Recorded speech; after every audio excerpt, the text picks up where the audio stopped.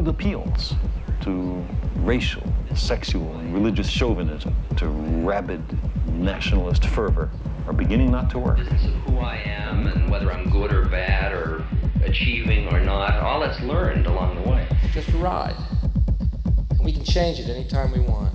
It's only a choice. No effort, no work, no job, no savings of money. I realized that I had the game wrong. That the game was to find out what I already was.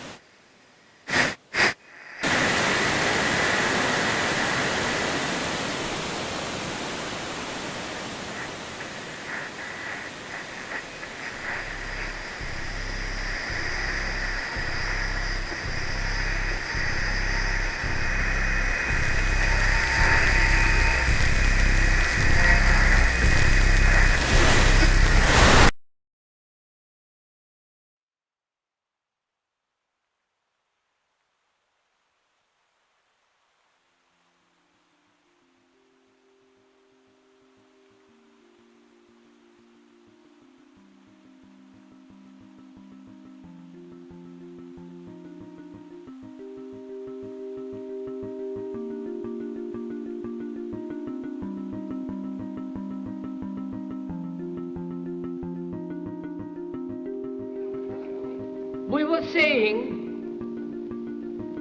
how very important it is to bring about in the human mind the radical revolution. The crisis is a crisis in consciousness, a crisis that cannot anymore accept the old norms, the old patterns, the ancient traditions. And considering what the world is now, with all the misery, conflict, destructive brutality, aggression, and so on, man is still as he was. Is still brutal, violent, aggressive, acquisitive, competitive, and he has built a society along these lines.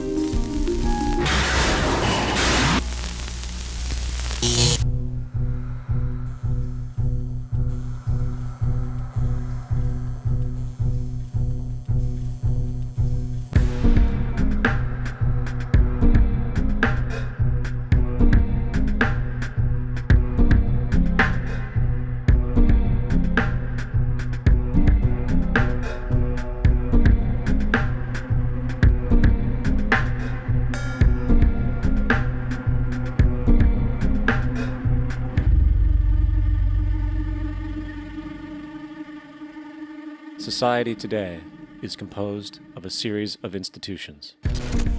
From political institutions, legal institutions, religious institutions, to institutions of social class, familial values, and occupational specialization, it is obvious the profound influence these traditionalized structures have in shaping our understandings and perspectives.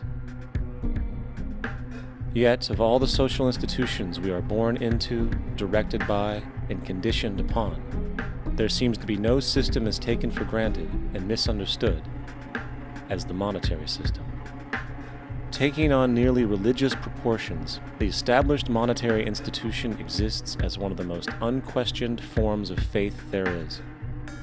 How money is created, the policies by which it is governed, and how it truly affects society are unregistered interests of the great majority of the population.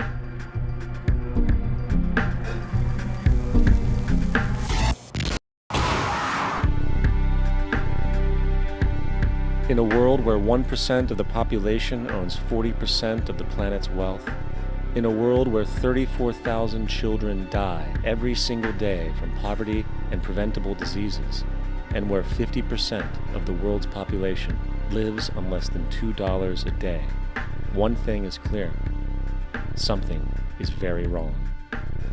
And whether we are aware of it or not, the lifeblood of all of our established institutions, and thus society itself, is money. Therefore, understanding this institution of monetary policy is critical to understanding why our lives are the way they are. Unfortunately, economics is often viewed with confusion and boredom.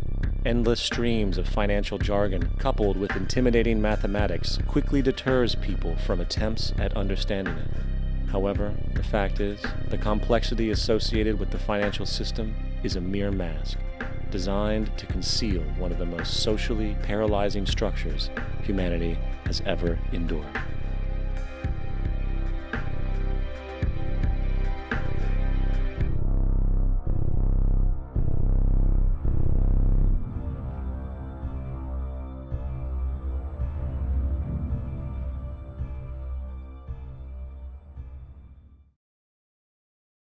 A number of years ago, the Central Bank of the United States, the Federal Reserve, produced a document entitled Modern Money Mechanics. This publication detailed the institutionalized practice of money creation as utilized by the Federal Reserve and the web of global commercial banks it supports. On the opening page, the document states its objective. The purpose of this booklet is to describe the basic process of money creation in a fractional reserve banking system. It then proceeds to describe this fractional reserve process through various banking terminology, a translation of which goes something like this. The United States government decides it needs some money, so it calls up the Federal Reserve and requests, say, $10 billion. The Fed replies, saying, sure, we'll buy $10 billion in government bonds from you. So the government takes some pieces of paper, paints some official-looking designs on them, and calls them treasury bonds. Then it puts a value on these bonds to the sum of $10 billion and sends them over to the Fed. In turn, the people at the Fed draw up a bunch of impressive pieces of paper themselves, only this time calling them Federal Reserve notes, also designating a value of $10 billion to the set. The Fed then takes these notes and trades them for the bonds. Once this exchange is complete, the government then takes the $10 billion in Federal Reserve notes and deposits it into a bank account. And upon this deposit, the paper notes officially become legal tender money, adding $10 billion to the U.S. money supply. And there it is. $10 billion in new money has been created. Of course, this example is a generalization, for, in reality, this transaction would occur electronically, with no paper used at all. In fact, only 3% of the U.S. money supply exists in physical currency. The other 97% essentially exists in computers alone. Now, government bonds are, by design, instruments of debt, and when the Fed purchases these bonds, with money it essentially created out of thin air, the government is actually promising to pay back that money to the Fed. In other words, the money was created out of debt. This mind-numbing paradox of how money or value can be created out of debt or a liability will become more clear as we further this exercise. So, the exchange has been made and now $10 billion sits in a commercial bank account. Here's where it gets really interesting. For as based on the fractional reserve practice, that $10 billion deposit instantly becomes part of the bank's reserves, just as all deposits do. And regarding reserve requirements, as stated in Modern Money Mechanics, a bank must maintain legally required reserves equal to a prescribed percentage of its deposits. It then quantifies this by stating, under current regulations, the reserve requirement against most transaction accounts is 10%. This means that with a $10 billion deposit, 10%, or $1 billion, is held as the required reserve, while the other $9 billion is considered an excessive reserve and can be used as the basis for new loans. Now, it is logical to assume that this $9 billion is literally coming out of the existing $10 billion deposit.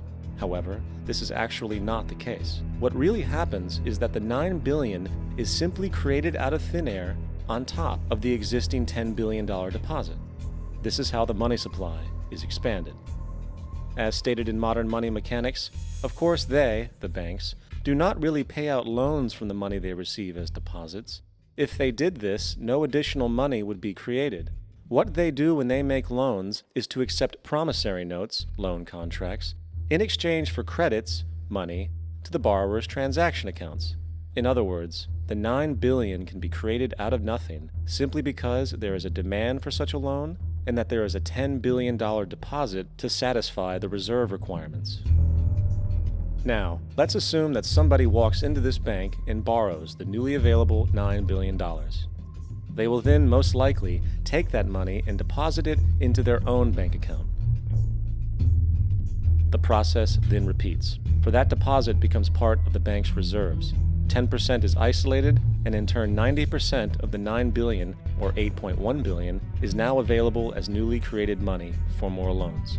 And of course, that 8.1 can be loaned out and redeposited, creating an additional 7.2 billion, to 6.5 billion, to 5.9 billion, etc.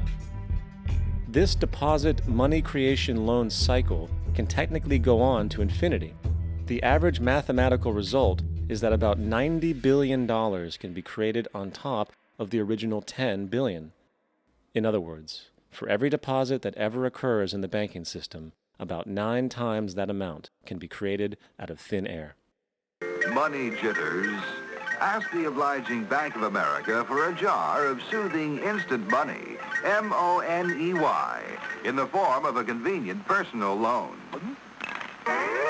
So, now that we understand how money is created by this fractional reserve banking system, a logical yet elusive question might come to mind. What is actually giving this newly created money value? The answer? The money that already exists. The new money essentially steals value from the existing money supply. For the total pool of money is being increased irrespective to demand for goods and services. And as supply and demand finds equilibrium, prices rise, diminishing the purchasing power of each individual dollar. This is generally referred to as inflation, and inflation is essentially a hidden tax on the public. What is the advice that you generally get? And that is inflate the currency. They don't say debase the currency. They don't say devalue the currency. They don't say cheat the people who are saved. They say lower the interest rates. The real deception is when we distort the value of money. When we create money out of thin air, we have no savings, and yet there's so-called capital. So my question boils down to this: how in the world can we expect to solve the problems of inflation, that is, the increase in the supply of money, with more inflation? Of course, it can't. The fractional reserve system of monetary expansion is inherently inflationary. For the act of expanding the money supply, without there being a proportional expansion of goods and services in the economy, will always debase a currency. In fact, a quick glance at the historical values of the US dollar versus the money supply reflects this point definitively, for the inverse relationship is obvious. $1 in 1913 required $21.60 in 2007 to match value. That is a 96% devaluation since the Federal Reserve came into existence. Now, if this reality of inherent and perpetual inflation seems absurd and economically self-defeating, hold that thought, for absurdity is an understatement in regard to how our financial system really operates. For in our financial system, money is debt. And debt is money. Here is a chart of the U.S. money supply from 1950 to 2006. Here is a chart of the U.S. national debt for the same period. How interesting it is that the trends are virtually the same. For the more money there is, the more debt there is. The more debt there is, the more money there is. To put it a different way, every single dollar in your wallet is owed to somebody by somebody. For remember, the only way the money can come into existence is from loans. Therefore, if everyone in the country were able to pay off all debts, including the government, there would not be $1 in circulation.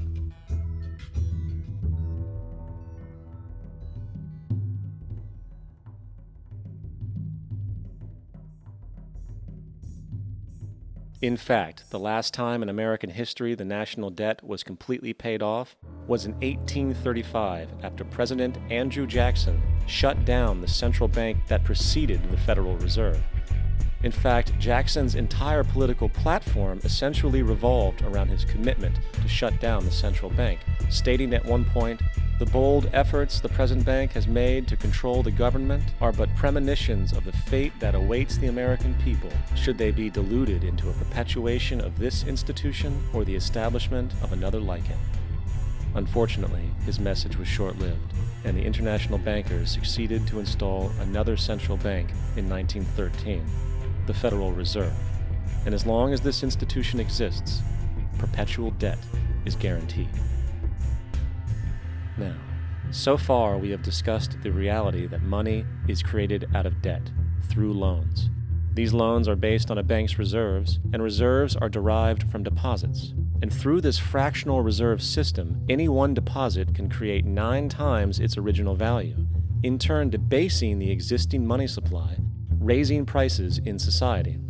And since all this money is created out of debt and circulated randomly through commerce, people become detached from their original debt, and a disequilibrium exists where people are forced to compete for labor in order to pull enough money out of the money supply to cover their costs of living. As dysfunctional and backwards as all of this might seem, there is still one thing we have omitted from this equation. And it is this element of the structure which reveals the truly fraudulent nature of the system itself: the application of interest. When the government borrows money from the Fed, or when a person borrows money from a bank, it almost always has to be paid back with accrued interest. In other words, almost every single dollar that exists must be eventually returned to a bank with interest paid as well. But if all money is borrowed from the central bank and is expanded by commercial banks through loans, only what would be referred to as the principal is being created in the money supply. So then, where is the money to cover all of the interest that is charged? Nowhere. It doesn't exist. The ramifications of this are staggering, for the amount of money owed back to the banks will always exceed the amount of money that is available in circulation. This is why inflation is a constant in the economy, for new money is always needed to help cover the perpetual deficit built into the system, caused by the need to pay the interest. What this also means is that mathematically, defaults and bankruptcy are literally built into the system, and there will always be poor pockets of society that get the short end of the stick. An analogy would be a game of musical chairs, for once the music stops, somebody is left out to dry. And that's the point. It invariably transfers true wealth from the individual to the banks.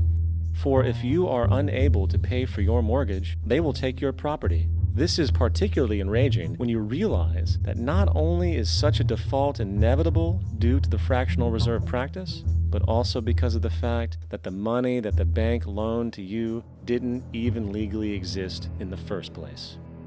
In 1969, there was a Minnesota court case involving a man named Jerome Daly, who was challenging the foreclosure of his home by the bank which provided the loan to purchase it. His argument was that the mortgage contract required both parties, being he and the bank, each put up a legitimate form of property for the exchange. In legal language, this is called consideration.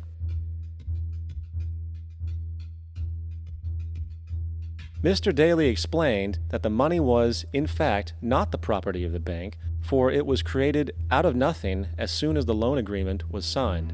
Remember what modern money mechanics stated about loans? What they do when they make loans is to accept promissory notes in exchange for credits. Reserves are unchanged by the loan transactions, but deposit credits constitute new additions to the total deposits of the banking system.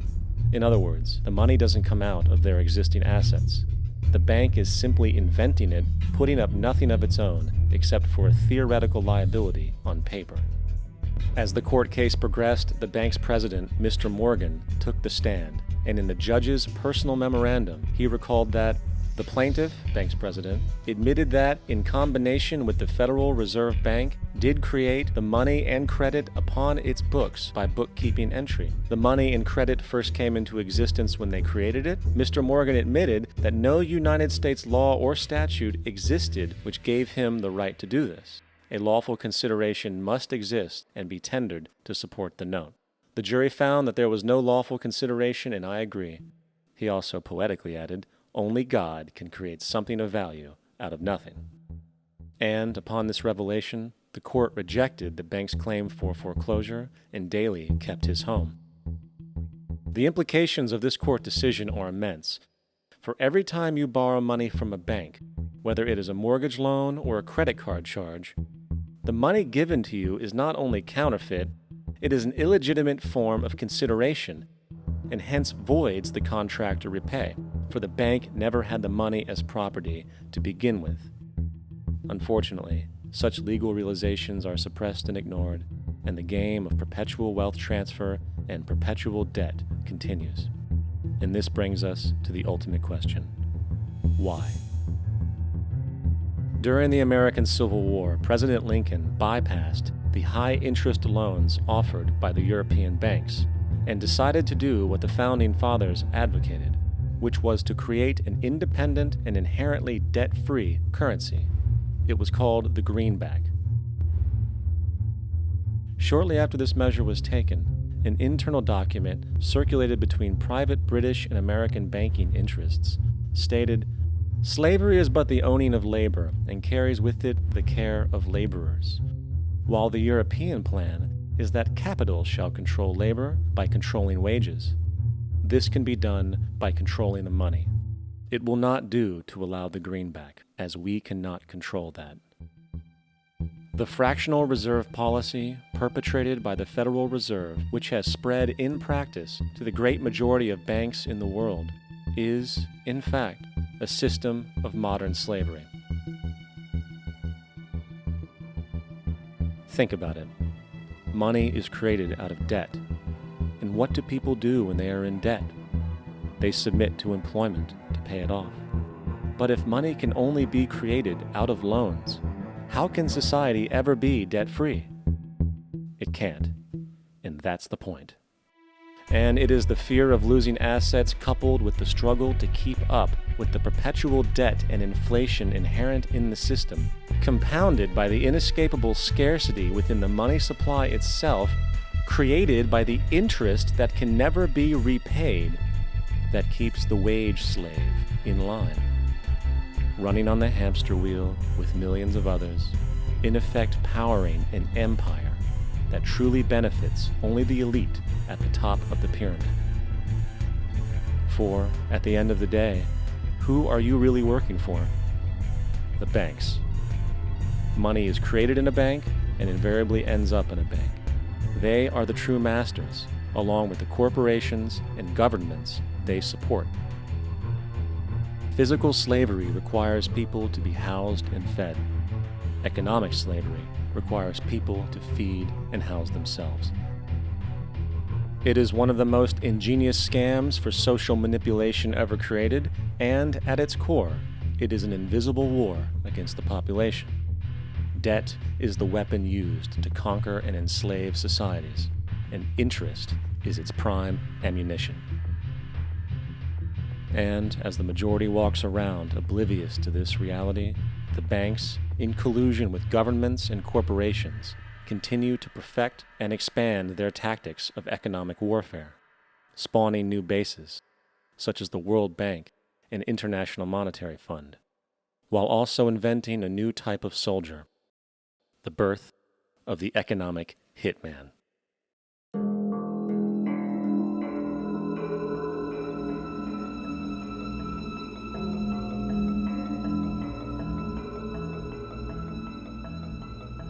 We economic hitmen really have been the ones responsible for creating this first truly global empire. And we work many different ways.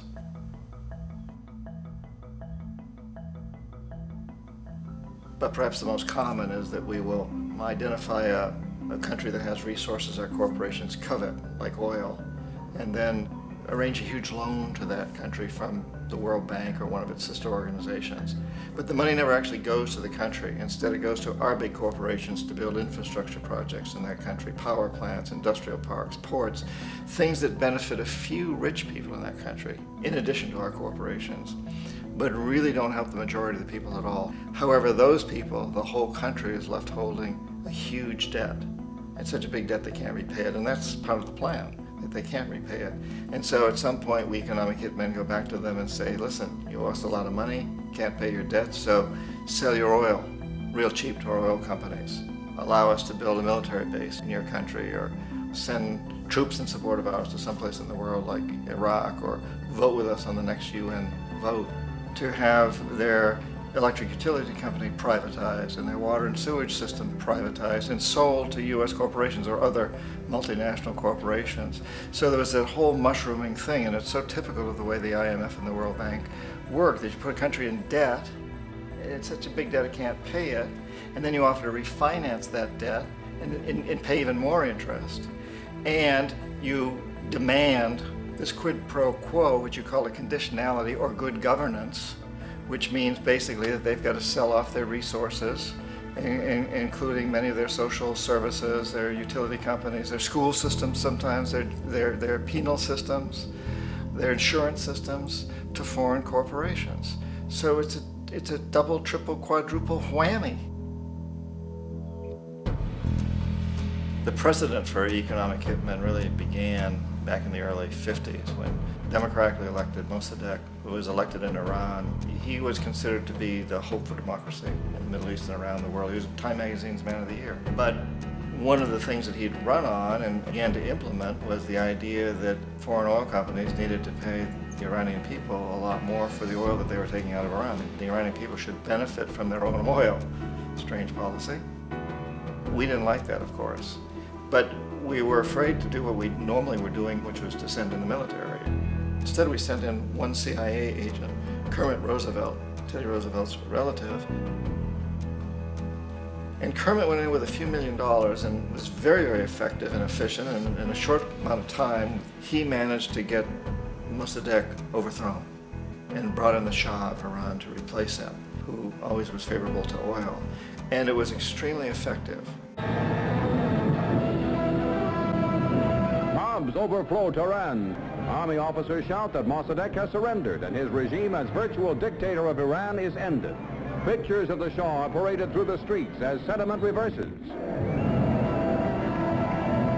The Shah is welcomed home. So back here in the United States, in Washington, people looked around and said, wow, that was easy and cheap. So this established a whole new way of manipulating countries, of creating empire. The only problem with Roosevelt was that he was a card-carrying CIA agent, and had he been caught, the ramifications could have been pretty serious. So very quickly at that point, the decision was made to use private consultants to channel the money through the World Bank or the IMF or one of the other such agencies, to bring in people like me who worked for private companies, so that if we got caught, there would be no governmental ramifications.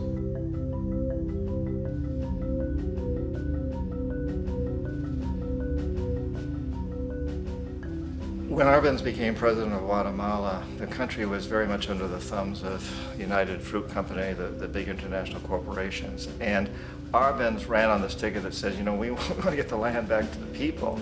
And once he took power, he was implementing policies that would do exactly that, give land rights back to the people. United Fruit didn't like that very much.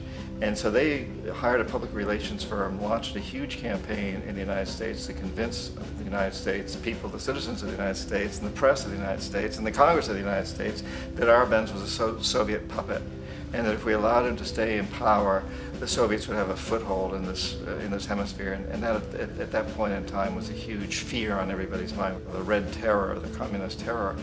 And so, to make a long story short, out of this public relations campaign came a commitment on the part of the CIA and the military to take this man out. And in fact, we did. We sent in planes, we sent in soldiers, we sent in jackals, we sent everything in to take him out, and did take him out. And as soon as he was removed from office, the new guy that took over after him basically reinstated everything to the big international corporations, including United Fruit.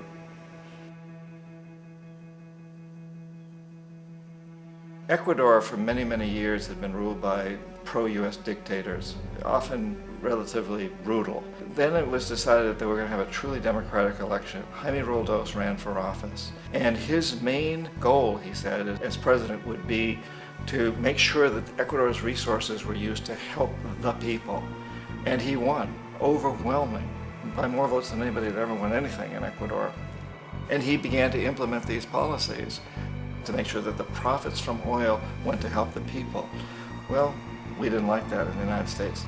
I was sent down as one of several economic hitmen to change Roldos, to corrupt him, to bring him around, to let him know, okay, you can get very rich, you and your family, if you play our game, but if you continue to try to keep these policies you've promised, you're going to go. He wouldn't listen. He was assassinated. As soon as the plane crashed, the whole area was cordoned off. The only people allowed in were U.S. military from a nearby base and some of the Ecuadorian military. When an investigation was launched, two of the key witnesses died in car accidents before they had a chance to testify. A lot of very, very strange things that went on around the assassination of Jaime Roldos. I, like most people who've really looked at this case, have absolutely no doubt that it was an assassination. And of course, in my position as an economic hitman, I was always expecting something to happen to Jaime, whether it be a coup or assassination, I wasn't sure, but that he would be taken down because he was not being corrupted. He would not allow himself to be corrupted the way we wanted to corrupt him.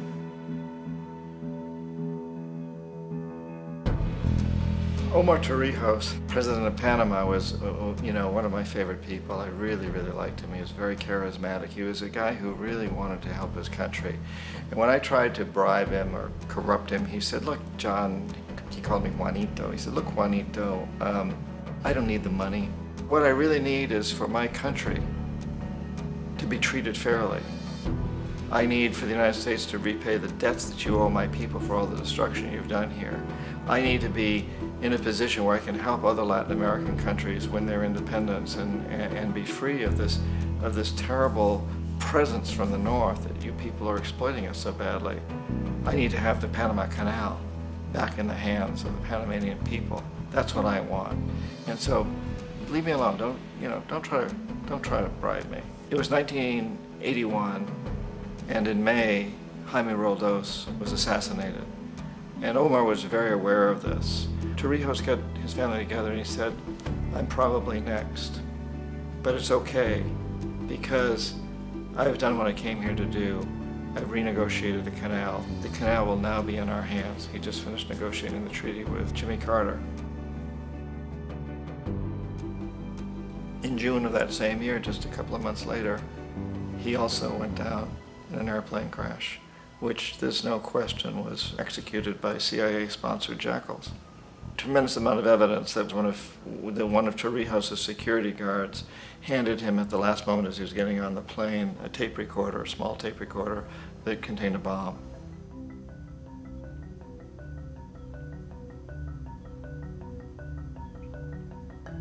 It is interesting to me how this system has continued pretty much the same way for years and years and years, except the economic hitmen have got better and better and better.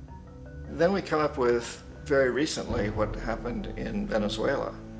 In 1998, Hugo Chavez gets elected president, following a long line of presidents who had been very corrupt and basically destroyed the economy of the country. And Chavez was elected amidst all that. Chavez stood up to the United States, and he's done it primarily demanding that Venezuelan oil be used to help the Venezuelan people. Well, we didn't like that in the United States. So in 2002, a coup was staged, which there's no question in my mind, and most other people's minds, that the CIA was behind that coup.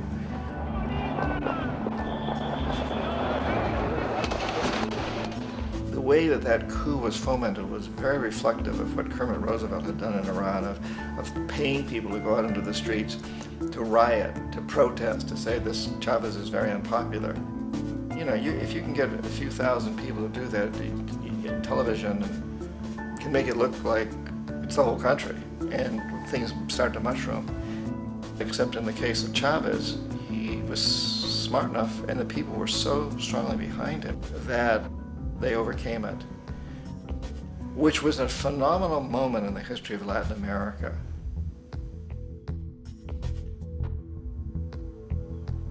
Iraq actually is a perfect example of the way the whole system works. So we economic hitmen are the first line of defense. We go in and we try to corrupt governments and get them to accept these huge loans, which we then use as leverage to basically own them.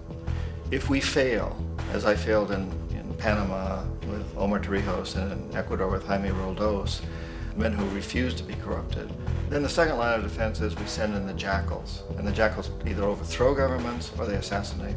And once that happens and a new government comes in, and boy, it's going to toe the line because the new president knows what will happen if he doesn't. In the case of Iraq, both of those things failed. Economic hitmen were not able to get through to Saddam Hussein. We tried very hard. We tried to get him to accept a deal very similar to what the House of Saud had accepted in Saudi Arabia, but he wouldn't accept it.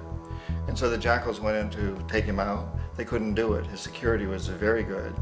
After all, he had one time worked for the CIA. He'd been hired to assassinate a former president of Iraq and failed, but he knew the system. So in '91, we send in the troops and we take out the Iraqi military. So we assume at that point that Saddam Hussein is going to come around. We could have taken him out, of course, at that time, but we didn't want to. He's the kind of strong man we like. He controls his people. We thought he could control the Kurds and keep the Iranians in their border and keep pumping oil for us. And then once we took out his military, now he's going to come around. So the economic hitmen go back in the 90s without success. If they'd had success, he'd still be running the country. We'd be selling him all the fighter jets he wants and everything else he wants. But they couldn't, they didn't have success. The jackals couldn't take him out again, so we sent the military in once again, and this time we did the complete job and took him out, and in the process created for ourselves some very, very lucrative construction deals. We had to reconstruct a country that we'd essentially destroyed, which is a pretty good deal if you own construction companies, big ones. So, you know, Iraq shows the three stages. The economic hitmen failed there, the jackals failed there, and as a final measure, the military goes in.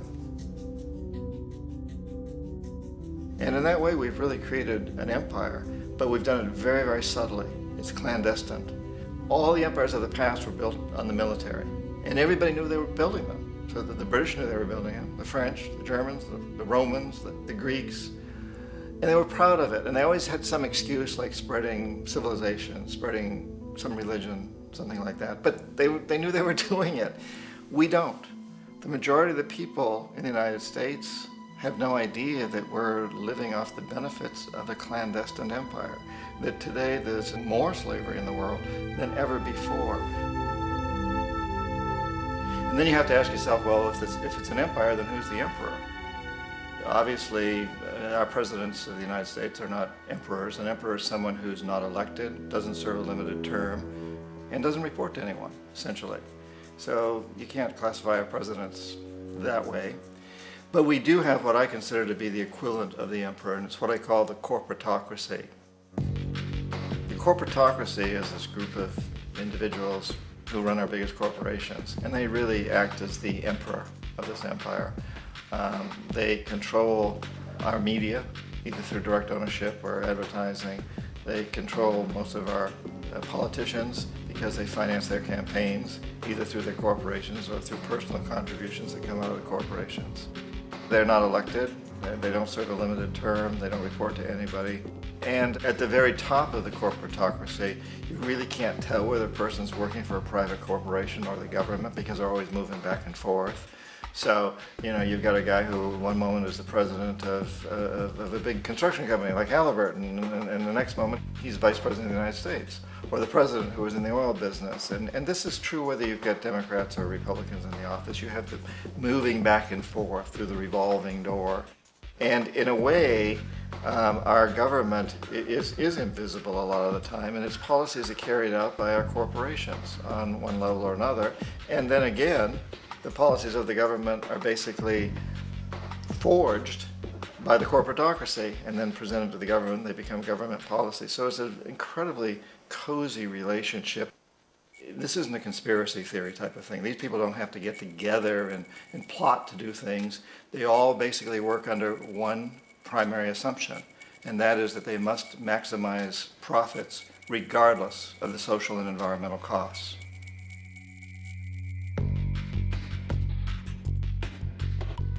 This process of manipulation by the corporatocracy through the use of debt, bribery, and political overthrow is called globalization. Just as the Federal Reserve keeps the American public in a position of indentured servitude through perpetual debt, inflation, and interest, the World Bank and IMF serve this role on a global scale. The basic scam is simple. Put a country in debt either by its own indiscretion or through corrupting the leader of that country, then impose conditionalities or structural adjustment policies, often consisting of the following. Currency devaluation. When the value of a currency drops, so does everything valued in it.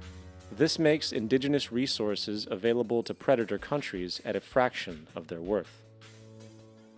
Large funding cuts for social programs. These usually include education and healthcare, compromising the well-being and integrity of the society, leaving the public vulnerable to exploitation. Privatization of state-owned enterprises. This means that socially important systems can be purchased and regulated by foreign corporations for profit. For example, in 1999, the World Bank insisted that the Bolivian government sell the public water system of its third largest city to a subsidy of the U.S. corporation Bechtel. As soon as this occurred, water bills for the already impoverished local residents skyrocketed. It wasn't until after a full-blown revolt by the people that the Bechtel contract was nullified. Then there is trade liberalization, or the opening up of the economy through removing any restrictions on foreign trade. This allows for a number of abusive economic manifestations, such as transnational corporations bringing in their own mass-produced products, undercutting the indigenous production and ruining local economies. An example is Jamaica, which, after accepting loans and conditionalities from the World Bank, lost its largest cash crop markets due to competition with Western imports. Today, countless farmers are out of work, for they are unable to compete with the large corporations. Another variation is the creation of numerous, seemingly unnoticed, unregulated, inhumane sweatshop factories, which take advantage of the imposed economic hardship. Additionally, due to production deregulation, environmental destruction is perpetual, as a country's resources are often exploited by the indifferent corporations while outputting large amounts of deliberate pollution. The largest environmental lawsuit in the history of the world today is being brought on behalf of 30,000 Ecuadorian Amazonian people against Texaco, which is now owned by Chevron. So today it's against Chevron, but for activities conducted by Texaco. Estimated to be more than 18 times what the Exxon Valdez dumped into the coast of Alaska. In the case of Ecuador, it wasn't an accident. The oil companies did it intentionally. They knew they were doing it to save money out there rather than arranging for proper disposal. Furthermore, a cursory glance at the performance record of the World Bank reveals that the institution, which publicly claims to help poor countries develop and alleviate poverty, has done nothing but increase poverty and the wealth gap, while corporate profits soar. In 1960, the income gap between the fifth of the world's people in the richest countries versus the fifth in the poorest countries was 30 to 1. By 1998, it was 74 to 1. While global GNP rose 40% between 1970 and 1985, those in poverty actually increased by 17%. While from 1985 to 2000, those living on less than $1 a day increased by 18%. Even the Joint Economic Committee of the U.S. Congress admitted that there is a mere 40% success rate of all World Bank projects. In the late 1960s, the World Bank intervened in Ecuador with large loans. During the next 30 years, poverty grew from 50% to 70%. Under or unemployment grew from 15 to 70%. Public debt increased from 240 million to 16 billion, while the share of resources allocated to the poor went from 20% to 6%. In fact, by the year 2000, 50% of Ecuador's national budget had to be allocated for paying its debts. It is important to understand the World Bank is, in fact, a U.S. bank, supporting U.S. interests. For the United States holds veto power over decisions, as it is the largest provider of capital. And where did it get this money? You guessed it, it made it out of thin air through the fractional reserve banking system. Of the world's top 100 economies, as based on annual GDP, 51 are corporations, and 47 of that 51 are US-based. Walmart, General Motors, and Exxon are more economically powerful than Saudi Arabia, Poland, Norway, South Africa, Finland, Indonesia, and many others. And as protective trade barriers are broken down, currencies tossed together and manipulated in floating markets, and state economies overturned in favor of open competition and global capitalism, the empire expands. You get up on your little 21-inch screen and howl about America and democracy. There is no America. There is no democracy. There is only IBM and ITT and AT&T and DuPont, Dow, Union Carbide, and Exxon. Those are the nations of the world today. What do you think the Russians talk about in their councils of state? Karl Marx? They get out their linear programming charts, statistical decision theories, Minimax solutions, and compute the price-cost probabilities of their transactions and investments, just like we do. We no longer live in a world of nations and ideologies, Mr. Beale.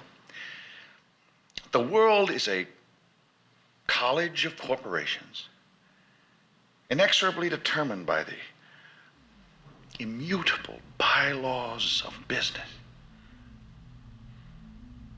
The world is a business, Mr. Beale.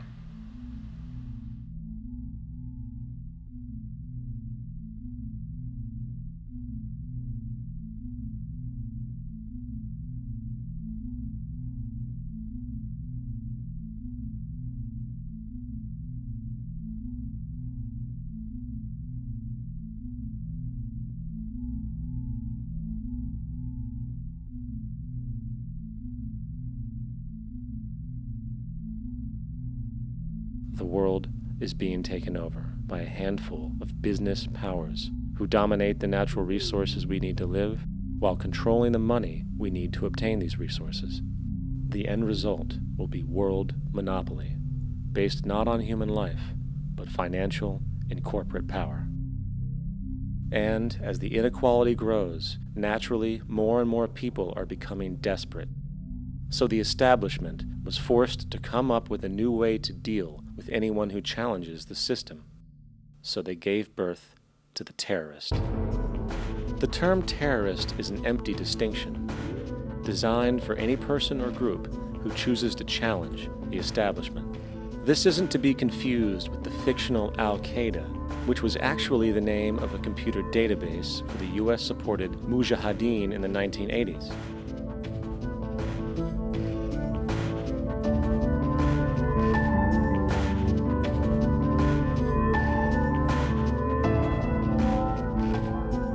In 2007, the Department of Defense received $161.8 billion for the so-called global war on terrorism. According to the National Counterterrorism Center, in 2004, roughly 2,000 people were killed internationally due to supposed terrorist acts. Of that number, 70 were American. Using this number as a general average, which is extremely generous, it is interesting to note that twice as many people die from peanut allergies a year than from terrorist acts. Concurrently, the leading cause of death in America is coronary heart disease, killing roughly 450,000 each year. And in 2007, the government's allocation of funds for research on this issue was about $3 billion. This means that the U.S. government in 2007 spent 54 times the amount for preventing terrorism than it spent for preventing a disease which kills 6,600 times more people annually than terrorism does. Yet, as the name terrorism and Al-Qaeda are arbitrarily stamped on every news report relating to any action taken against U.S. interests, the myth grows wider. In mid-2008, the U.S. Attorney General actually proposed that the U.S. Congress officially declare war against the fantasy. Not to mention, as of July 2008, there are now over 1 million people currently on the U.S. terrorist watch list. These so-called counterterrorism measures, of course, have nothing to do with social protection, and everything to do with preserving the establishment amongst the growing anti-American sentiment both domestically and internationally, which is legitimately founded on the greed-based corporate empire expansion that is exploiting the world. The true terrorists of our world do not meet at the docks at midnight or scream Allah Akbar before some violent action. The true terrorists of our world wear $5,000 suits and work in the highest positions of finance, government, and business. So, what do? How do we stop a system of greed and corruption that has so much power and momentum? How do we stop this aberrant group behavior which feels no compassion for, say, the millions slaughtered in Iraq and Afghanistan, so the corporatocracy can control energy resources and opium production for Wall Street profit?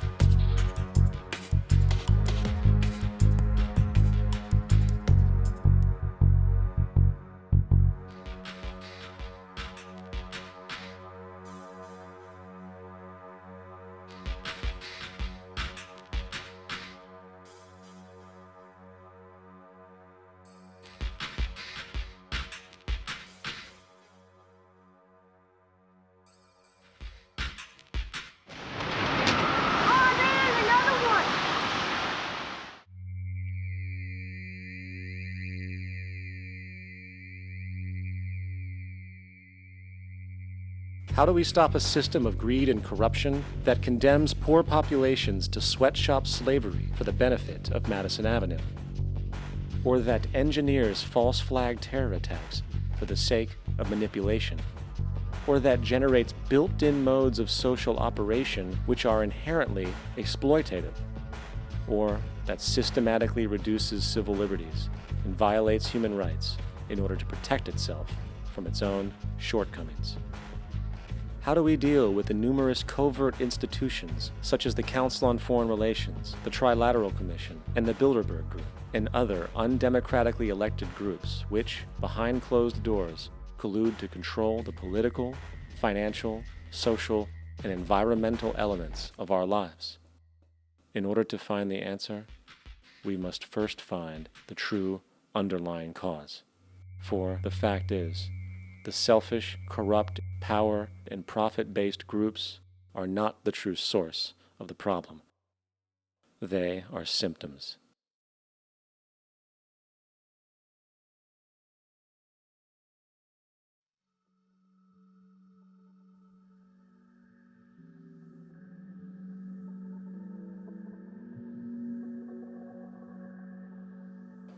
My name is Jock Fresco.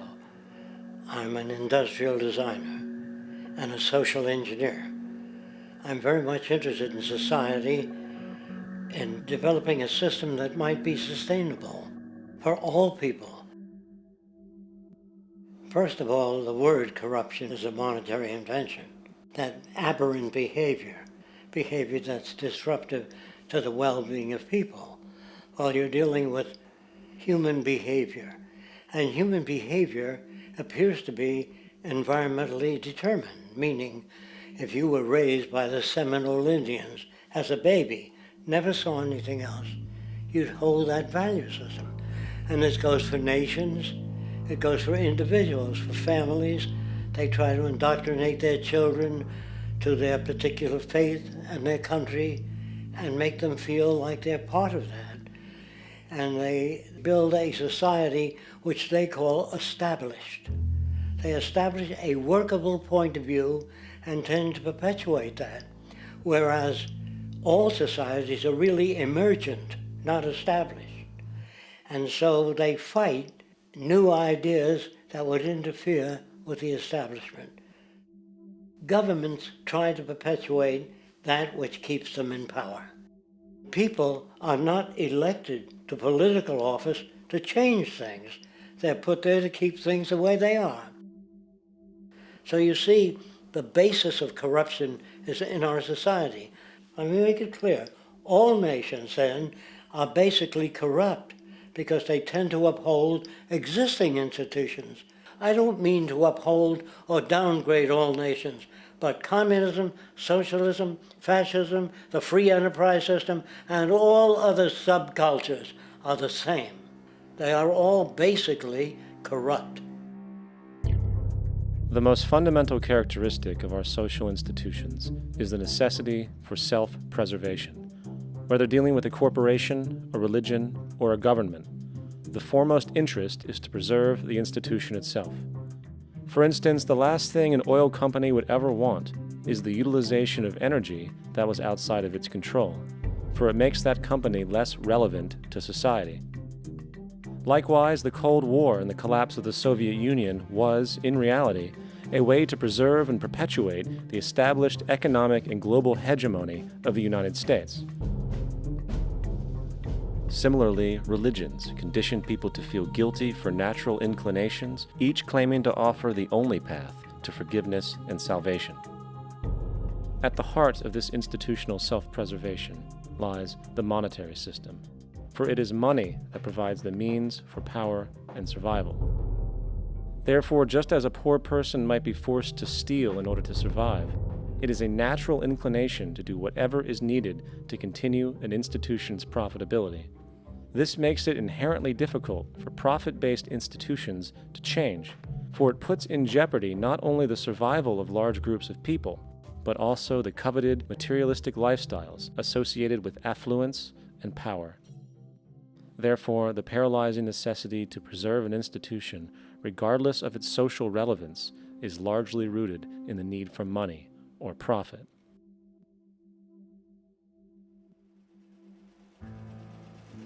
What's in it for me is why people think. And so if a man makes money selling a certain product, naturally he's going to fight the existence of another product that may threaten his institution. Therefore, people cannot be fair, and people do not trust each other. A guy will come over to you and say, I got just the house you're looking for. He's a salesman. When a doctor says, I think your kidney has to come out, I don't know if he's trying to pay off a yacht or that my kidney has to come out. It's hard in a monetary system to trust people. If you came into my store and I said, this lamp that I've got is pretty good, but the lamp next door is much better, I wouldn't be in business very long. It wouldn't work. If I were ethical, it wouldn't work. So when you say industry cares for people, that's not true. They can't afford to be ethical. So your system is not designed to serve the well-being of people. If you still don't understand that, there would be no outsourcing of jobs if they cared about people. Industry does not care. They only hire people because it hasn't been automated yet. So don't talk about decency and ethics. We cannot afford it and remain in business. It is important to point out that regardless of the social system, whether fascist, socialist, capitalist, or communist, the underlying mechanism is still money, labor, and competition. Communist China is no less capitalistic than the United States. The only difference is the degree by which the state intervenes in enterprise. The reality is that monetaryism, so to speak, is the true mechanism that guides the interests of all the countries on the planet. The most aggressive and hence dominant variation of this monetaryism is the free enterprise system. The fundamental perspective, as put forth by early free market economists like Adam Smith, is that self-interest in competition leads to social prosperity, as the act of competition creates incentive, which motivates people to persevere. However, what isn't talked about is how a competition-based economy invariably leads to strategic corruption, power and wealth consolidation, social stratification, technological paralysis, labor abuse, and ultimately, a covert form of government dictatorship by the rich elite. The word corruption is often defined as moral perversion. If a company dumps toxic waste into the ocean to save money, most people recognize this as corrupt behavior. On a more subtle level, when Walmart moves into a small town and forces small businesses to shut down for they are unable to compete, a gray area emerges. For what exactly is Walmart doing wrong? Why should they care about mom-and-pop organizations they destroy? Yet, even more subtly, when a person gets fired from their job because a new machine has been created which can do the work for less money, people tend to just accept that as the way it is, not seeing the inherent, corrupt inhumanity of such an action. Because the fact is, whether it is dumping toxic waste, having a monopoly enterprise, or downsizing the workforce, the motive is the same: profit. They are all different degrees of the same self-preserving mechanism, which always puts the well-being of people second to monetary gain. Therefore, corruption is not some byproduct of monetaryism. It is the very foundation.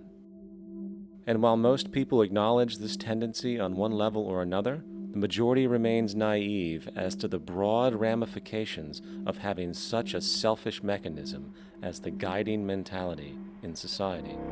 Internal documents show that after this company positively, absolutely knew that they had a medication that was infected with the AIDS virus, they took the product off the market in the U.S. and then they dumped it in France, Europe, Asia, and Latin America. The U.S. government allowed it to happen. The FDA allowed this to happen. And now the government is completely looking the other way. Thousands of innocent hemophiliacs have died from the AIDS virus. This company knew absolutely that it was infected with AIDS. They dumped it because they wanted to turn this disaster into a profit. So you see, you have built-in corruption. We're all chiseling off each other, and you can't expect decency and that sort of thing. And feeling that, they don't know who to elect. They think in terms of a democracy, which is not possible in a monetary-based economy. If you have more money to advertise your position, the position you desire in government, that isn't a democracy. It serves those in positions of differential advantage. So it's always a dictatorship of the elitists, the financially wealthy.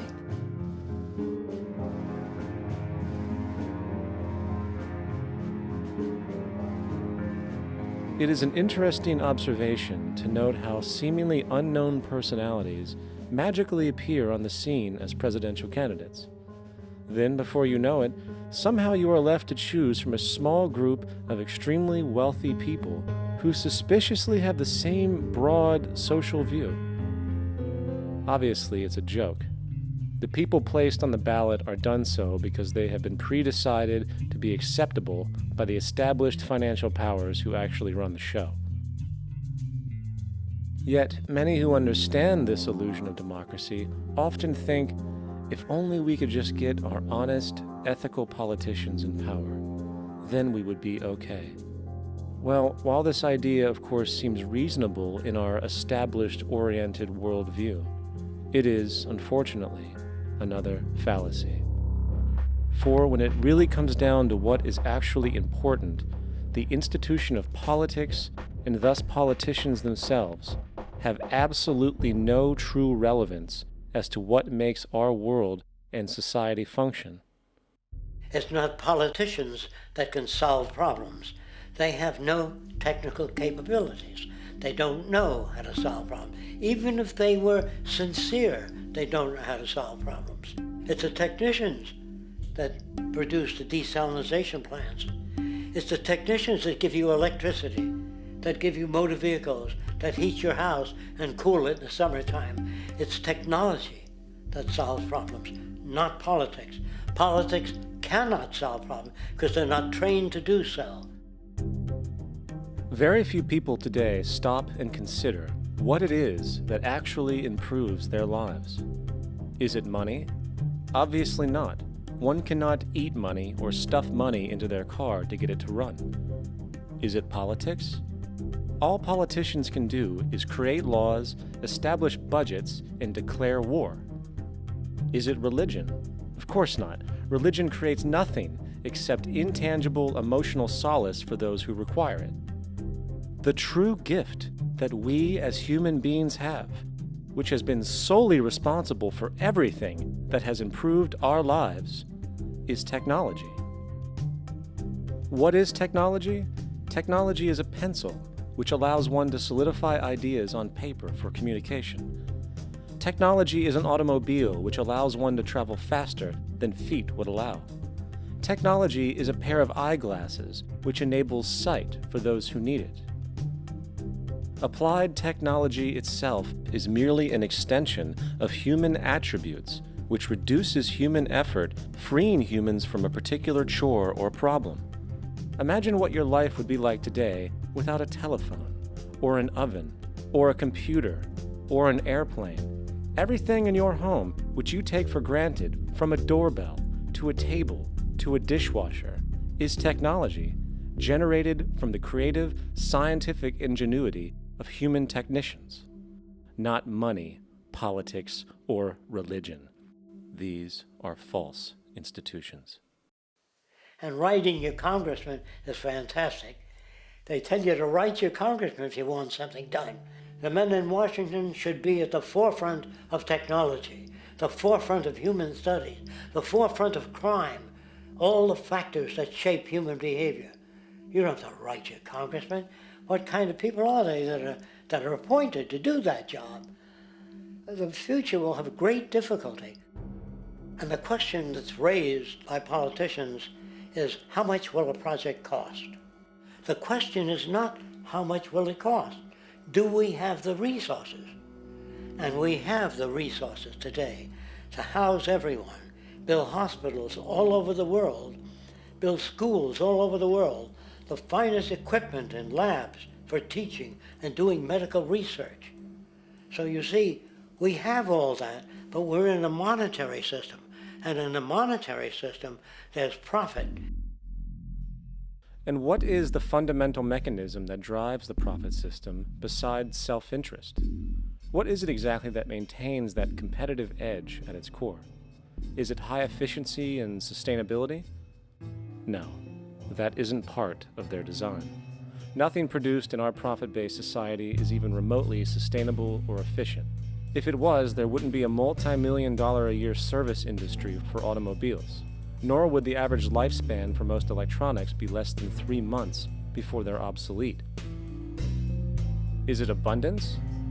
Absolutely not. Abundance, as based on the laws of supply and demand, is actually a negative thing. If a diamond company finds 10 times the usual amount of diamonds during their mining, it means the supply of diamonds has increased, which means the cost and profit per diamond drops.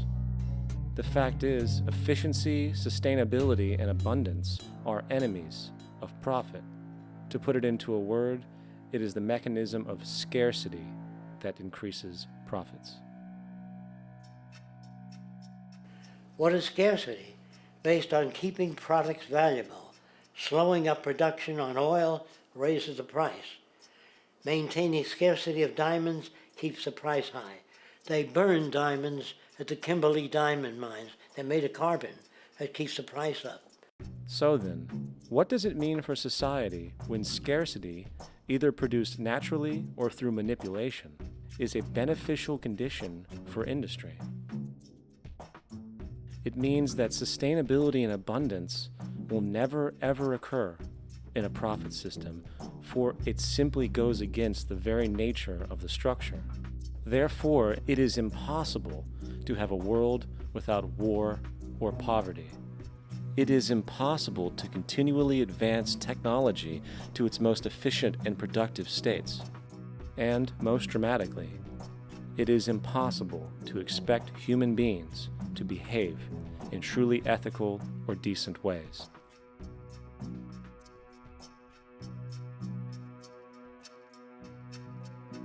People use the word instinct because they can't account for the behavior.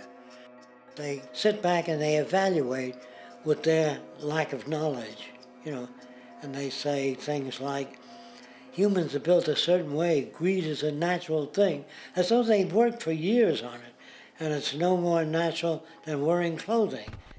What we want to do is to eliminate the causes of the problems, eliminate the processes that produce greed and bigotry and prejudice and people taking advantage of one another and elitism, eliminating the need for prisons and welfare.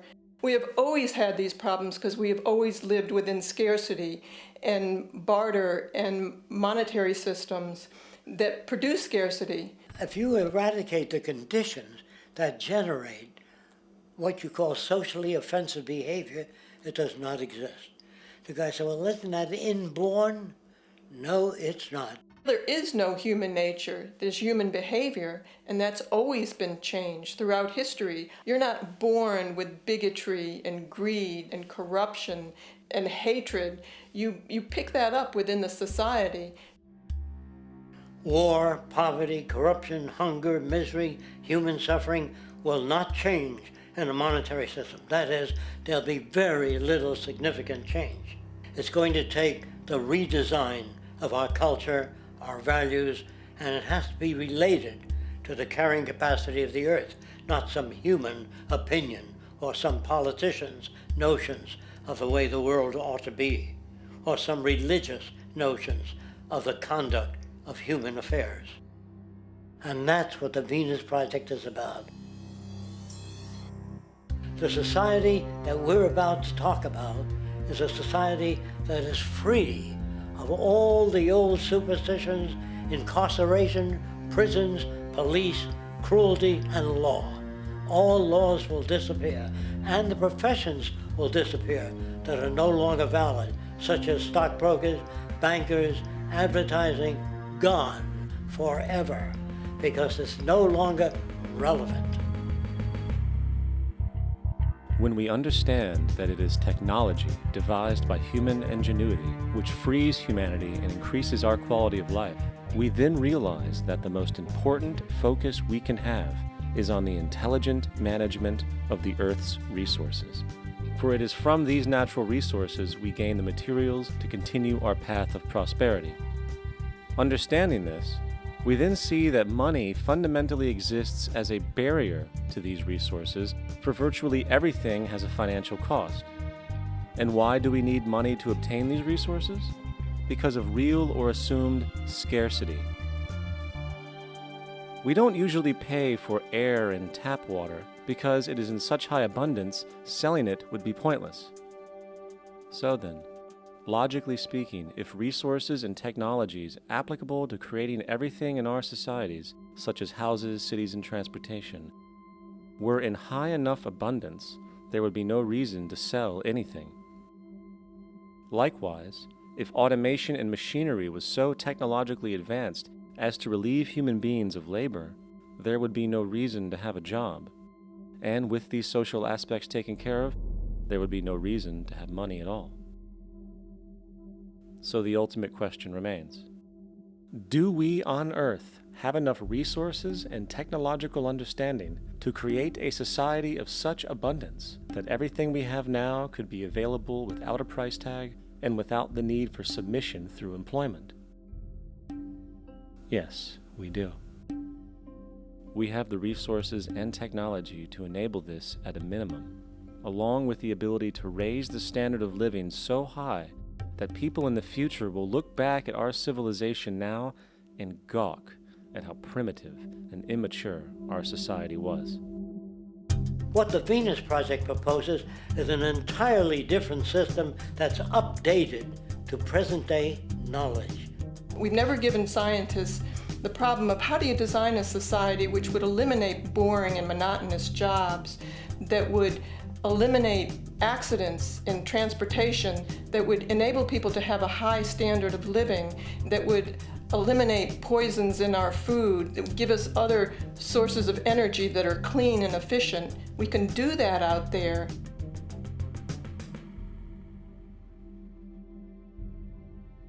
The major difference between a resource-based economy and a monetary system is that a resource-based economy is really concerned with people and their well-being, where a monetary system has become so distorted that the concerns of the people are really secondary, if they're there at all. The products that are turned out are for how much money you can get. If there is a problem in society and you can't earn money from solving that problem, then it won't be done. The resource-based economy is really not close to anything that's been tried. And with all our technology today, we can create abundance. It could be used to improve everyone's lifestyle. Abundance all over the world if we use our technology wisely and maintain the environment. It's a very different system, and it's very hard to talk about because the public is not that well enough informed as to the state of technology.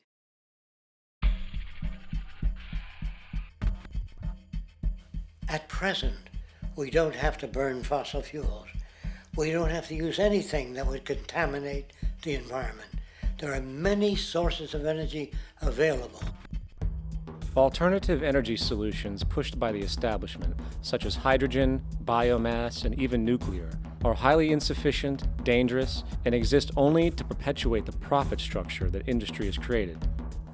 When we look beyond the propaganda and self-serving solutions put forth by the energy companies, we find a seemingly endless stream of clean, abundant, and renewable energy for generating power. Solar and wind energy are well known to the public, but the true potential of these mediums remains unexpressed.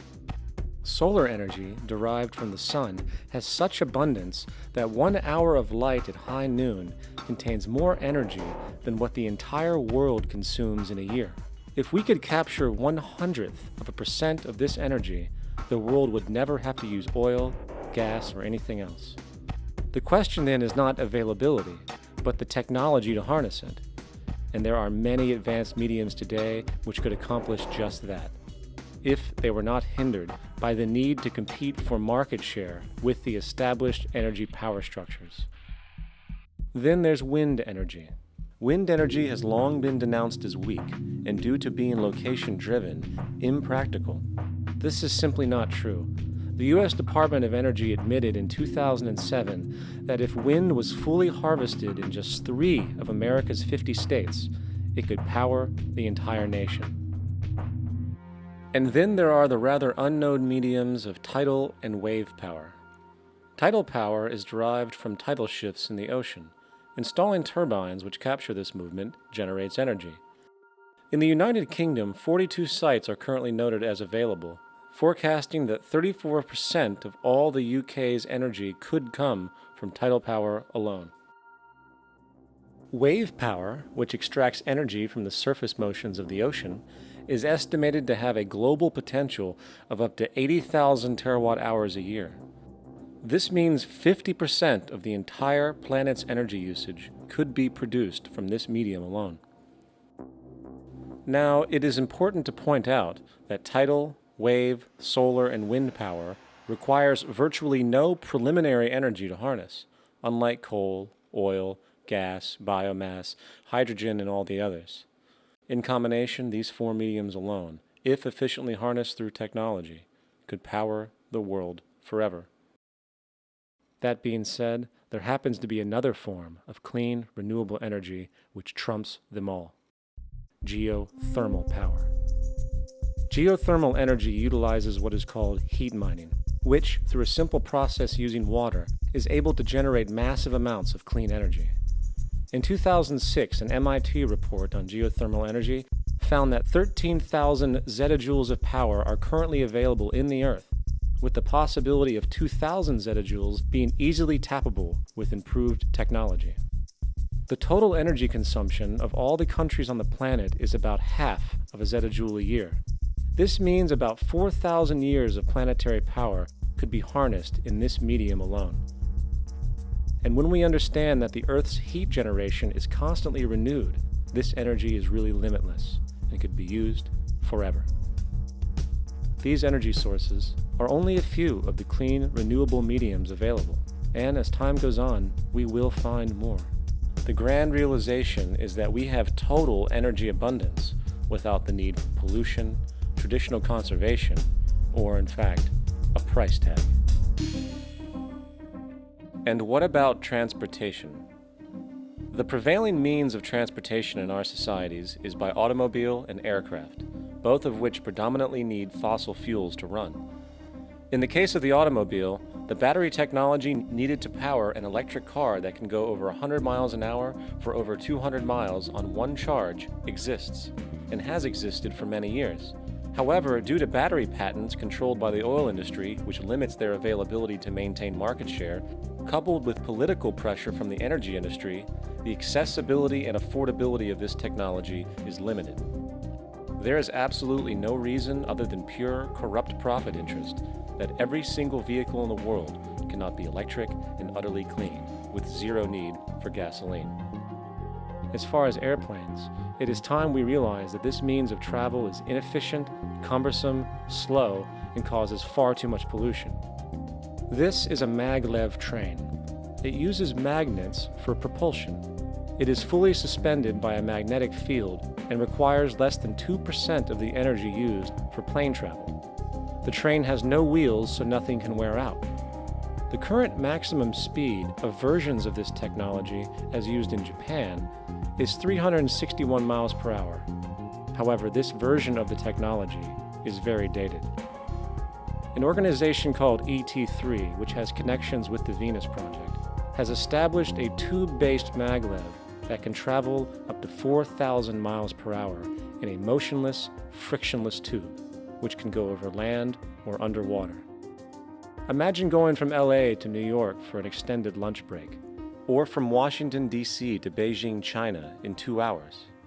This is the future of continental and intercontinental travel, fast, clean, with only a fraction of the energy usage we use today for the same means. In fact, between maglev technology, advanced battery storage, and geothermal energy, there would be no reason to ever burn fossil fuels again. And we can do this now if we were not held back by the paralyzing profit structure. Now, America is inclined toward fascism. It has a propensity by its dominant philosophy and religion to uphold the fascist point of view. American industry is essentially a fascist institution. If you don't understand that, the minute you punch that time clock, you walk into a dictatorship.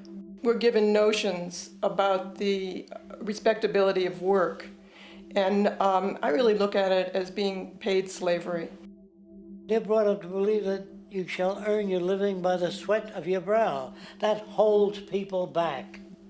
Freeing people from drudgery, repetitive jobs which make them ignorant. You rob them. In our society, that is a resource-based economy, machines free people. You see, we can't imagine that because we've never known that kind of world. If we look back at history, we see a very clear pattern of machine automation slowly replacing human labor. From the disappearance of the elevator man to the near full automation of an automobile production plant, the fact is, as technology grows, the need for humans in the workforce will continually be diminished. This creates a serious clash, which proves the falseness of the monetary-based labor system. For human employment is in direct competition with technological development. Therefore, given the fundamental priority of profit by industry, People, through time, will be continually laid off and replaced by machine. When industry takes on a machine, instead of shortening the workday, they downsize. You lose your job. So you have a right to fear machines. In a high-technology, resource-based economy, it is conservative to say that about 90% of all current occupations could be phased out by machines, freeing humans to live their life without servitude, for this is the point of technology itself. And through time, with nanotechnology and other highly advanced forms of science, it is not far-fetched to see how even complex medical procedures could be performed by machines as well, and based on the pattern, with much higher success rates than humans get today. The path is clear, but our monetary-based structure, which requires labor for income, blocks this progress, for humans need jobs in order to survive. The bottom line is that this system must go, or we will never be free, and technology will be constantly paralyzed. We have machines that clean out sewers. It frees a human being from doing that. So look at machines as extensions of human performance. Furthermore, many occupations today will have simply no basis to exist in a resource-based economy, such as anything associated with the management of money, advertising, along with the legal system itself. For without money, a great majority of the crimes that are committed today would never occur. Virtually all forms of crime are a consequence of the monetary system, either directly or by neuroses inflicted through financial deprivation. Therefore, laws themselves could eventually become extinct. Instead of putting up a sign, drive carefully, slippery when wet, put abrasive in the highway so it's not slippery when wet. And if a person gets in a car that's drunk and the car oscillates a great deal, there's a little pendulum that swings up and back, and that'll pull the car over to the side. Not a law solution. Put sonar and radar in automobiles so they can't hit one another. Man-made laws are attempts to deal with occurring problems, and not knowing how to solve them, they make a law. In the United States, the most privatized, capitalist country on the planet, it should come as no surprise that it also has the largest prison population in the world, growing every year. Statistically, most of these people are uneducated and come from poor, deprived societies. And, contrary to propaganda, it is this environmental conditioning which lures them into criminal and violent behavior. However, society looks the other way in regard to this point. The legal and prison systems are just more examples of how our society avoids examining the root causes of behavior. Billions are spent each year on prisons and police, while only a fraction is spent on programs for poverty, which is one of the most fundamental variables responsible for crime to begin with. And as long as we have an economic system which prefers and in fact creates scarcity and deprivation, crime will never go away.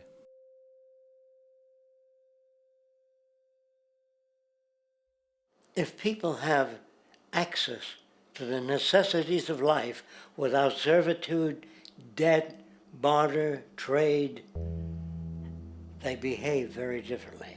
You want all these things available without a price tag. Now then, you gotta have a price tag. Well, what'll motivate people?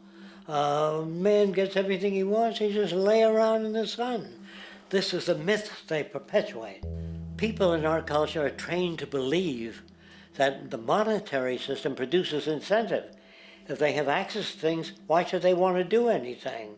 They will lose their incentive. That's what you're taught to support the monetary system. When you take money out of the scenario, there would be different incentives, very different incentives. When people have access to the necessities of life, their incentives change.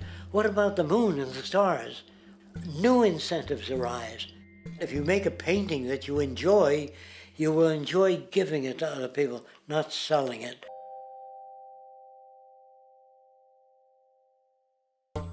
I think most of the education that I've seen today is essentially producing a person for a job. It's very specialized. They're not generalists. People don't know a lot about a lot of different subjects. I don't think you could get people to go to war if they knew a lot about a lot of things. I think education is mostly rote, and they're not taught how to solve problems. They're not given the tools emotionally or within their own field of how to do critical thinking. A resource-based economy, the education would be very different. Our society's major concern is mental development and to motivate each person to their highest potential. Because our philosophy is the smarter people are, the richer the world, because everybody becomes a contributor. The smarter your kids are, the better my life will be, because they'll be contributing more constructively to the environment and to my life, because everything that we devise within a resource-based economy would be applied to society. There would be nothing to hold it back. Patriotism, weapons, armies, navies, all that is a sign that we're not civilized yet. Kids will ask their parents, didn't you see the necessity of the machines? Dad, couldn't you see that war was inevitable when you produce scarcity? Isn't it obvious? Of course the kid will understand that you were pinheads, raised merely to serve the established institutions. We're such an abominable, sick society that we won't make the history book. They just say that large nations took land from smaller nations, used force and violence. You'll get history talked about as corrupt behavior all the way along until the beginning of the civilized world. That's when all the nations work together. World unification, working toward common good for all human beings, and without anyone being subservient to anyone else. Without social stratification, whether it be technical elitism or any other kind of elitism, eradicated from the face of the earth. The state does nothing because there is no state. There is no state. The system I advocate, a resource-based global economy, is not perfect. It's just a lot better than what we have. We can never achieve perfection.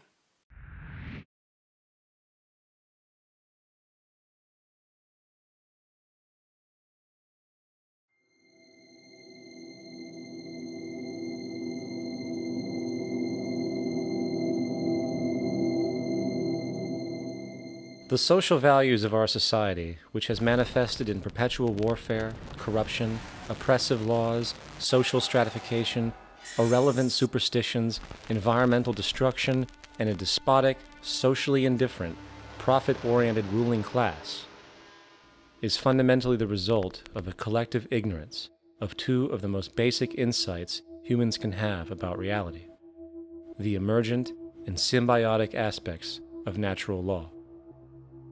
The emergent nature of reality is that all systems, whether it is knowledge, society, technology, philosophy, or any other creation, will, when uninhibited, undergo fluid, perpetual change. What we consider commonplace today, such as modern communication and transportation, would have been unimaginable in ancient times. Likewise, the future will contain technologies, realizations, and social structures that we cannot even fathom in the present. We have gone from alchemy to chemistry, from a geocentric universe to a heliocentric, from believing that demons were the cause of illness to modern medicine. This development shows no sign of ending, and it is this awareness that aligns us and leads us on a continuous path to growth and progress. Static, empirical knowledge does not exist. Rather, it is the insight of the emergence of all systems we must recognize.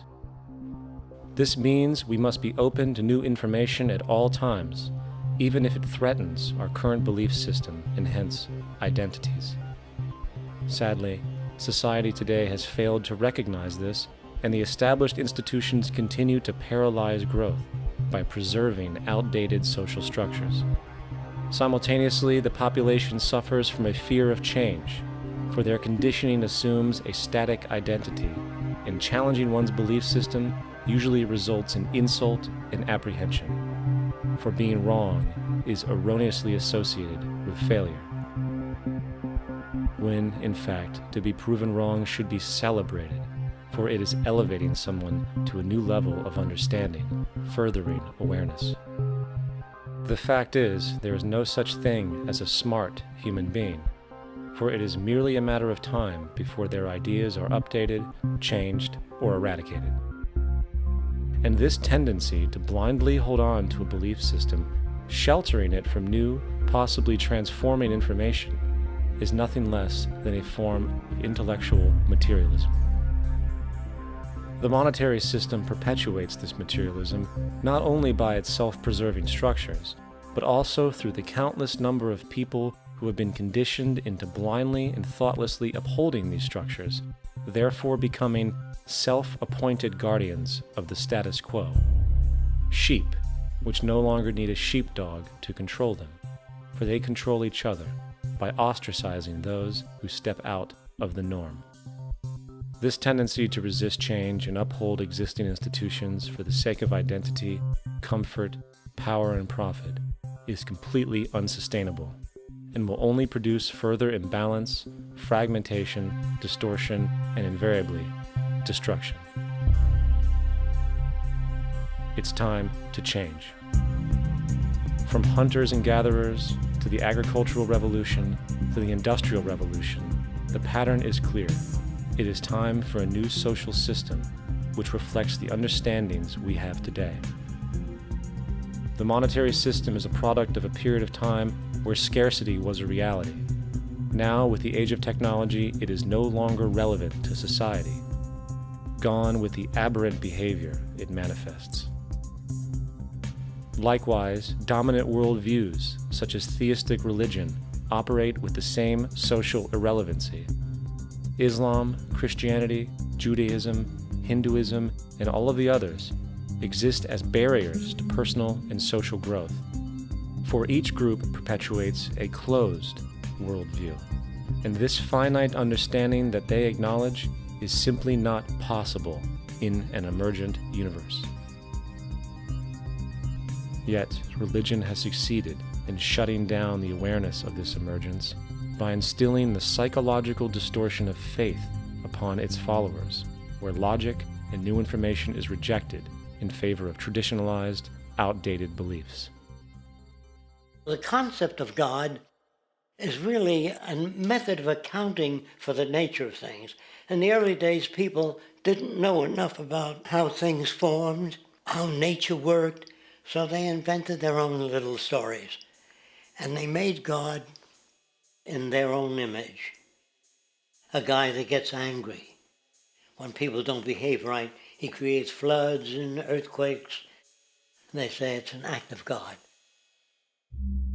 A cursory glance at the suppressed history of religion reveals that even the foundational myths themselves are emergent culminations, developed through influence over time. For example, a cardinal doctrine of the Christian faith is the death and resurrection of Christ.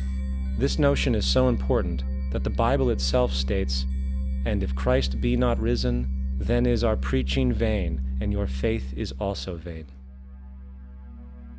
Yet it is very difficult to take this account literally, for not only is there no primary source denoting this supernatural event in secular history, awareness of the enormous number of pre-Christian saviors who also died and were resurrected immediately puts the story in mythological territory by association. Early church figures such as Tertullian went to great lengths to break these associations, even claiming that the devil caused the similarities to occur, stating in the 2nd century, "The devil, whose business is to pervert the truth, mimics the exact circumstance of the divine sacraments. He baptizes his believers and promises forgiveness of sins. He celebrates the oblation of bread and brings in the symbol of the resurrection. Let us therefore acknowledge the craftiness of the devil, who copied certain things of those that be divine." What is truly sad, however, is that when we cease the idea that the stories from Christianity, Judaism, Islam, and all the others are literal history, and accept them for what they really are, which are purely allegorical expressions derived from many faiths, we see that all religions share a common thread, and it is this unifying imperative that needs to be recognized and appreciated.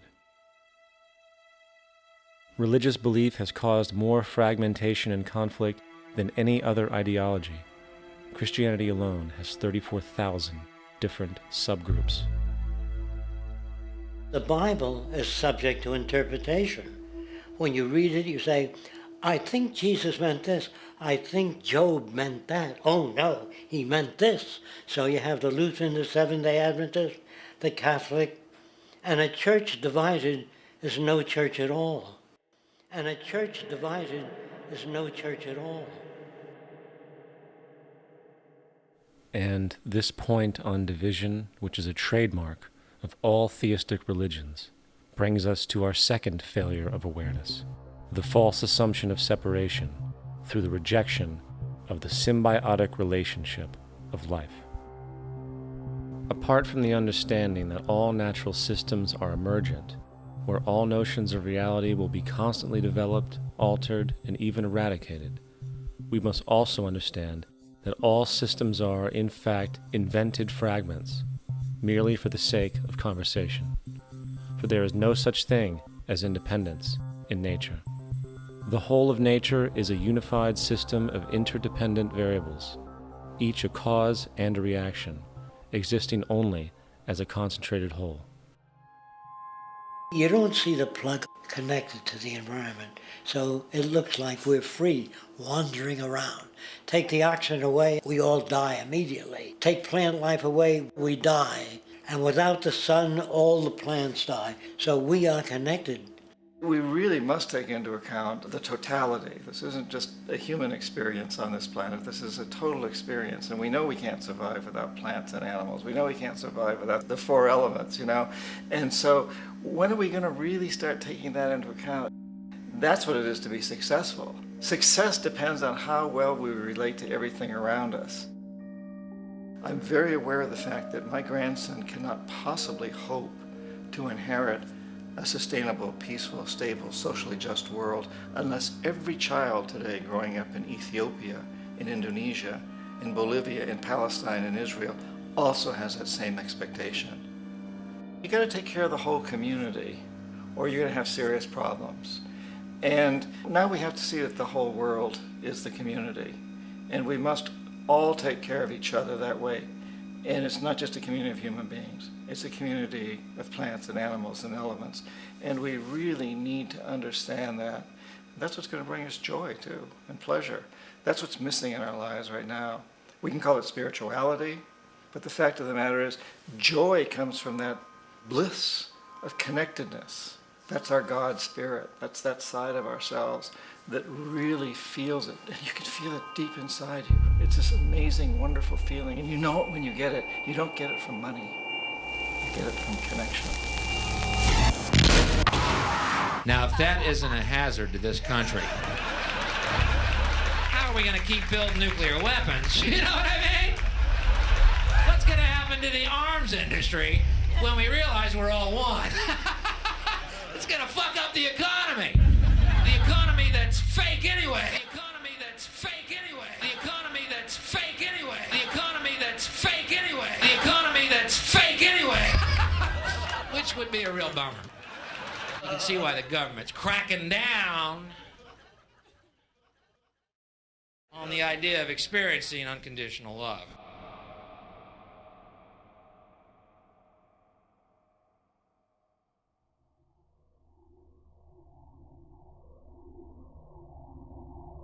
Once we understand that the integrity of our personal existences are completely dependent on the integrity of everything else in our world, we have truly understood the meaning of unconditional love.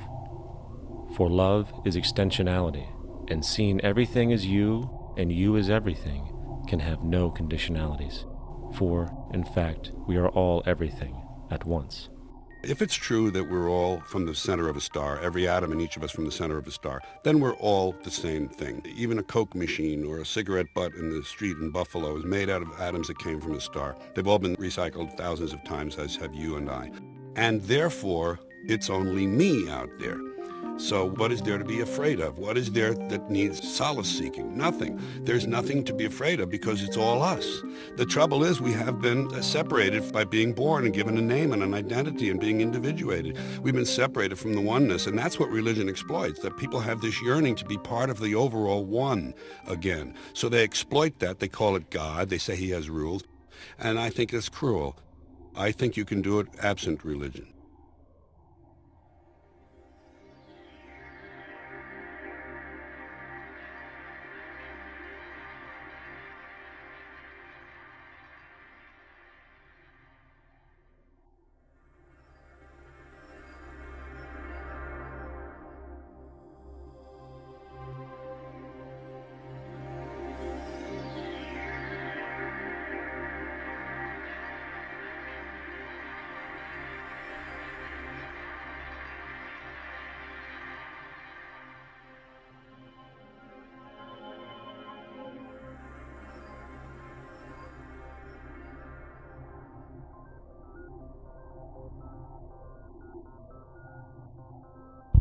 It's time to claim the unity our outmoded social systems have broken apart, and work together to create a sustainable global society where everyone is taken care of and everyone is truly free.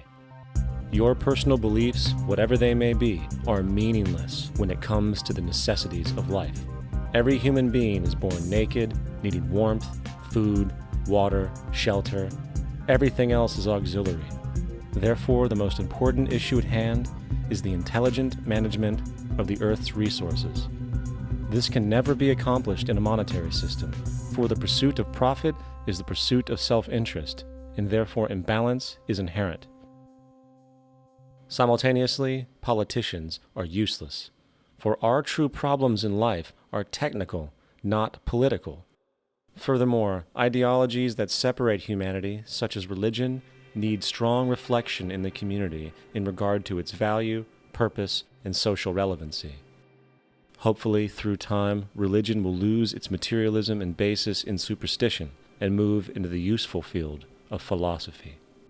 The fact is, society today is backwards, with politicians constantly talking about protection and security rather than creation, unity, and progress. The U.S. alone now spends about $500 billion annually on defense. That is enough to send every high school senior in America to a 4-year college. In the 1940s, the Manhattan Project produced the first true weapon of mass destruction. This program employed 130,000 people at an extreme financial cost. Imagine what our life would be like today if that group of scientists, instead of working on a way of killing people, worked on a way to create a self-sustaining, abundant world. Life today would be very, very different if that was their goal. Instead of weapons of mass destruction, it is time to unleash something much more powerful. Weapons of mass creation. Our true divinity is in our ability to create, and armed with the understanding of the symbiotic connections of life, while being guided by the emergent nature of reality, there is nothing we cannot do or accomplish. Of course, we face strong barriers in the form of established power structures that refuse to change. At the heart of these structures is the monetary system. As explained earlier, the fractional reserve policy is a form of slavery through debt, where it is literally impossible for society to be free. In turn, free market capitalism in the form of free trade uses debt to imprison the world and manipulate countries into subservience to a handful of large business and political powers. Apart from these obvious amoralities, the system itself is based on competition, which immediately destroys the possibility of large-scale collaborations for the common good, hence paralyzing any attempt at true global sustainability. These financial and corporate structures are now obsolete, and they must be outgrown.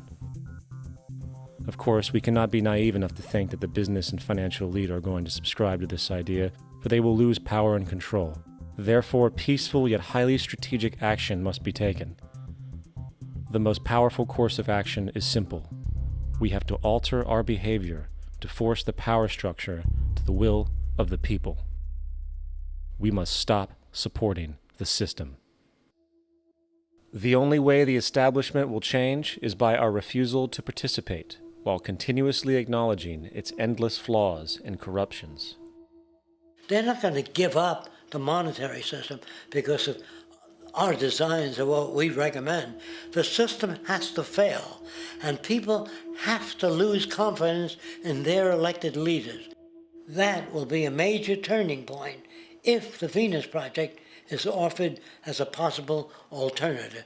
If not, I fear the consequences. The trends now indicate that our country is going bankrupt.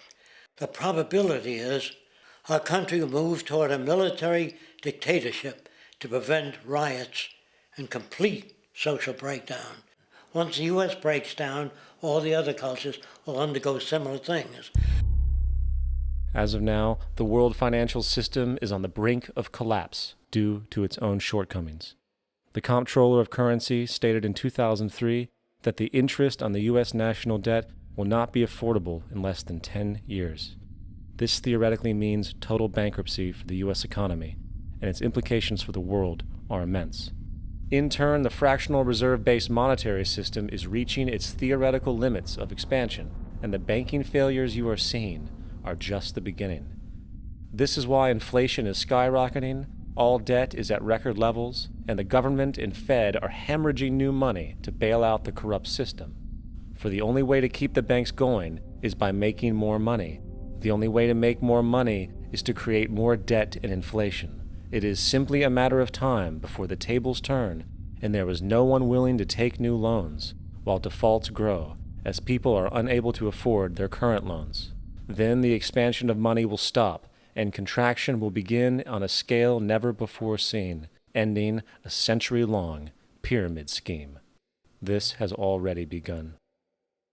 Therefore, we need to expose this financial failure for what it is, using this weakness to our advantage. Here are some suggestions. Expose the banking fraud. Citibank, JP Morgan Chase, and Bank of America are the most powerful controllers within the corrupt Federal Reserve System. It's time to boycott these institutions. If you have a bank account or a credit card with any of them, move your money to another bank. If you have a mortgage, refinance with another bank. If you own their stock, sell it. If you work for them, quit. This gesture will express contempt for the true powers behind the private banking cartel known as the Federal Reserve, and create awareness about the fraud of the banking system itself. 2. Turn off the TV news. Visit the emerging independent news agencies on the internet for your information. CNN, NBC, ABC, Fox, and all the others present all news pre-filtered to maintain the status quo. With 4 corporations owning all major media outlets, objective information is impossible. This is the true beauty of the internet, and the establishment has been losing control because of this free flow of information. We must protect the internet at all times, as it is truly our savior right now. 3. Don't ever allow yourself, your family, or anyone you know to ever join the military. This is an obsolete institution now used exclusively for maintaining an establishment that is no longer relevant. U.S. soldiers in Iraq work for U.S. corporations, not the people. Propaganda forces us to believe that war is natural and the military is an honorable institution.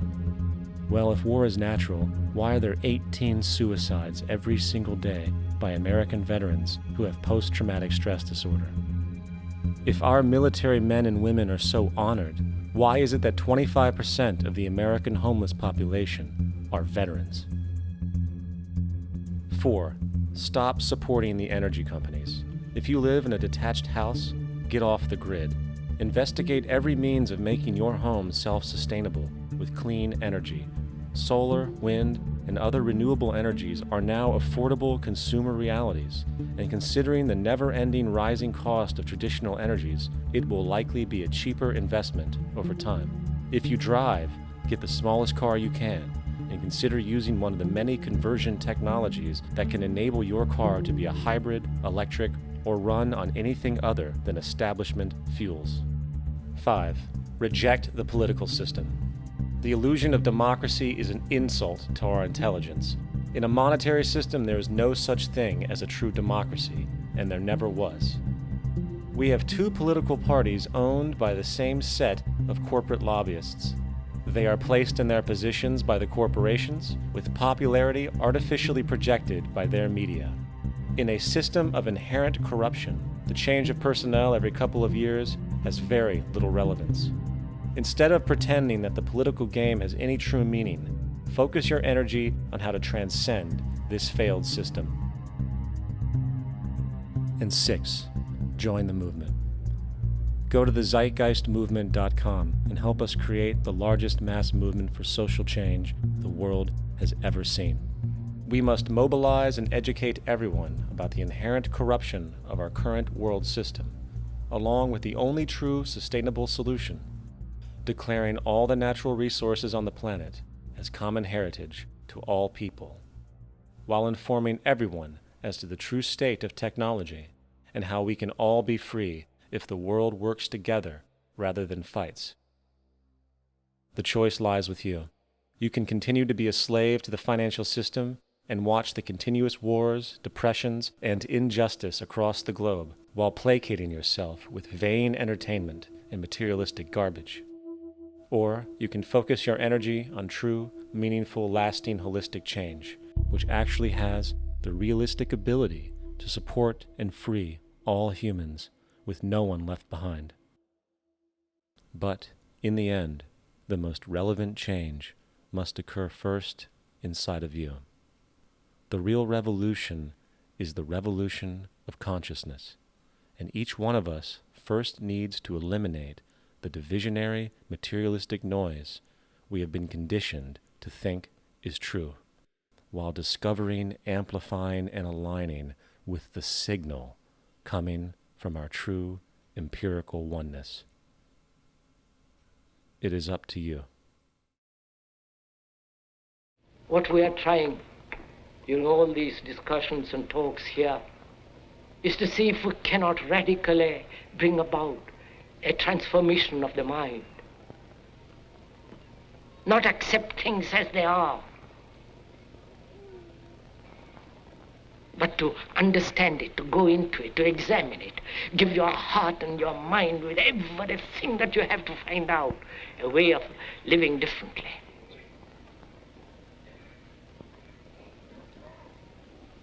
But that depends on you and not somebody else. Because in this there is no teacher, no pupil, there is no leader, there is no guru, there is no master, no savior. You yourself are the teacher and the pupil, you are the master, you are the guru, you are the leader. You are everything. And to understand is to transform what is.